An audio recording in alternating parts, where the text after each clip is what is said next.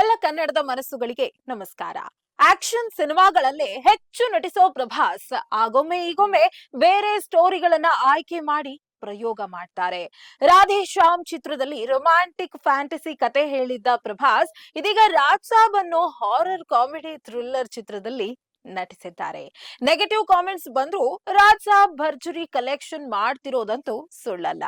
ಈ ಸಿನಿಮಾದ ಮೊದಲ ಕಲೆಕ್ಷನ್ ಎಷ್ಟು ಅನ್ನೋದನ್ನ ಹೇಳ್ತೀವಿ. ಇದು ಈ ಕ್ಷಣದ ಸಿನಿ ಮಸಾಲ. ನೀವು ನೋಡ್ತಾ ಇದ್ರ ಬಿಬಿ ನ್ಯೂಸ್ ಕನ್ನಡ. ನಾನು ಅಕ್ಷತಾ ಕುಲಕರ್ಣಿ. ಟಾಲಿವುಡ್ ನಟ ಪ್ರಭಾಸ್ ಕೊನೆಯದಾಗಿ ಕಾಣಿಸಿಕೊಂಡಿದ್ದು ಕಲ್ಕಿ 2898 ಎಡಿ ಸಿನಿಮಾದಲ್ಲಿ. ಇದಾದ ಬಳಿಕ ಹೀರೋ ಆಗಿ ಅವರು ಯಾವ ಸಿನಿಮಾದಲ್ಲೂ ನಟಿಸಿಲ್ಲ. ಅವರು ಕೆಲವು ಚಿತ್ರಗಳಲ್ಲಿ ಅತಿಥಿ ಪಾತ್ರಗಳನ್ನ ಮಾಡಿದ್ರು. ಈಗ ಪ್ರಭಾಸ್ ರಾಜಾ ಸಾಬ್ ಚಿತ್ರದ ಮೂಲಕ ಪ್ರೇಕ್ಷಕರ ಎದುರು ಬಂದಿದ್ದಾರೆ.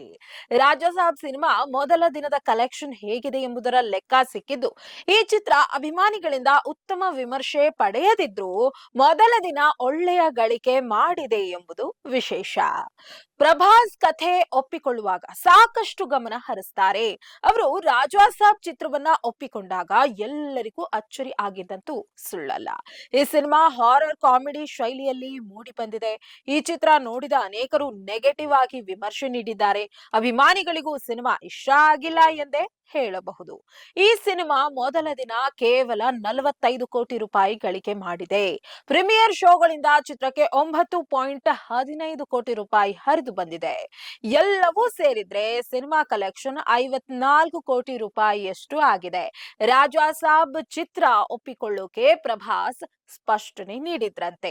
ಕಾಮಿಡಿ ಸಿನಿಮಾಗಳನ್ನ ಮಾಡಬಲ್ಲೆ ಎಂಬುದನ್ನ ತೋರಿಸಲು ಈ ಚಿತ್ರವನ್ನ ಒಪ್ಪಿಕೊಂಡೆ ಅಂತ ಪ್ರಭಾಸ್ ಹೇಳಿದ್ದಾರೆ. ಇದು ಅನೇಕರಿಗೆ ಅಚ್ಚರಿ ಮೂಡಿಸಿತು. ಈಗ ಅವರು ಈ ವಿಷಯದಲ್ಲಿ ಸೋತಿದ್ದಾರೆ. ಮುಂದಿನ ದಿನಗಳಲ್ಲಿ ಸಿನಿಮಾ ಅಂದುಕೊಂಡ ಮಟ್ಟದಲ್ಲಿ ಪ್ರದರ್ಶನ ಕಾಣದೇ ಇರಬಹುದು ಅಂತ ಹೇಳಲಾಗ್ತಾ ಇದೆ. ರಾಜಾ ಸಾಬ್ ನೋಡಿದ ಮೊದಲ ದಿನವೇ ಜನರು ಹೀನಾಯ ವಿಮರ್ಶೆ ನೀಡಿದ್ದು, ಅನೇಕರು ಈ ಚಿತ್ರವನ್ನ ರಾಧೇಶ್ಯಾಮ್ ಚಿತ್ರದ ದುರಂತಕ್ಕೆ ಹೋಲಿಸಿದ್ದಾರೆ. ರಾಜಾ ಸಾಬ್ ಚಿತ್ರದ ಬಗ್ಗೆ ನಿರೀಕ್ಷೆ ಸೃಷ್ಟಿ ಮಾಡಿದ ಅಭಿಮಾನಿಗಳಿಗೆ ನಿರಾಸೆ ಮೂಡಿದೆ. ಮಾರುತಿ ದಿ ರಾಜಾ ಸಾಬ್ ಸಿನಿಮಾಗೆ ನಿರ್ದೇಶನ ಮಾಡಿದ್ದು ಪ್ರಭಾಸ್ ಜೊತೆ ಸಂಜಯ್ ದತ್, ಬೋಮನ್ ಇರಾನಿ, ನಿಧಿ ಅಗರ್ವಾಲ್, ಮಾಳ್ವಿಕಾ ಮೋಹನನ್, ರಿದ್ದಿ ಕುಮಾರ್ ಮುಂತಾದವರು ಈ ಸಿನಿಮಾದಲ್ಲಿ ನಟಿಸಿದ್ದಾರೆ. ಮೊದಲ ದಿನ ಈ ಚಿತ್ರಕ್ಕೆ ಭರ್ಜರಿ ಕಲೆಕ್ಷನ್ ಆಗ್ತಾ ಇದೆ. ಆದ್ರೆ ಮೊದಲ ದಿನ ಸಿನಿಮಾ ನೋಡಿದವರಿಂದ ಮಿಶ್ರ ಪ್ರತಿಕ್ರಿಯೆ ಸಿಕ್ಕಿದೆ. ಇದಾಗಿತ್ತು ಈ ಹೊತ್ತಿನ ಸಿನಿ ಸ್ಪೆಷಲ್. ನೈಜ ಹಾಗೂ ತಾಜಾ ಸುದ್ದಿ, ಪ್ರಾಮಾಣಿಕ ವರದಿ, ನಿಷ್ಠೂರ ವಿಶ್ಲೇಷಣೆಗಳಿಗಾಗಿ ಸದಾ ಗಮನಿಸಿ ಬಿಬಿ ನ್ಯೂಸ್ ಕನ್ನಡ. ಇದು ಕನ್ನಡಿಗರ ಪ್ರತಿಧ್ವನಿ.